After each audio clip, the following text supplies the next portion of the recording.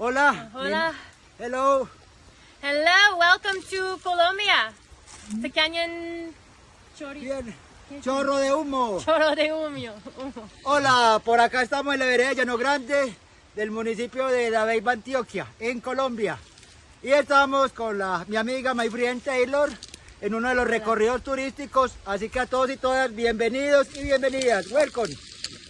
If you like adventure, fun, joy, then this is the place you want to be. We just freaking went into a waterfall that was like 30 meters high, deep through the jungle. So get your ass. Sorry.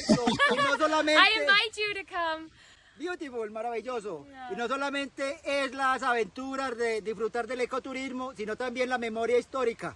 Y acá queda el ETCR Jacobo Arango, punto de reagrupación de los excombatientes o guerrilleros del FAREP en proceso de paz. Así que a todos y todos los invitamos a que se apoyen It's the real history of what happened here in Colombia. If you want to see transformation at its finest, then you're going to want to come. Like, Jacobo was in prison for 18 years, and he's been with the FARC, and he understands the land and the people and the culture.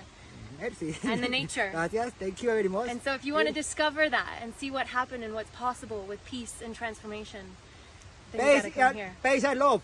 Peace and love.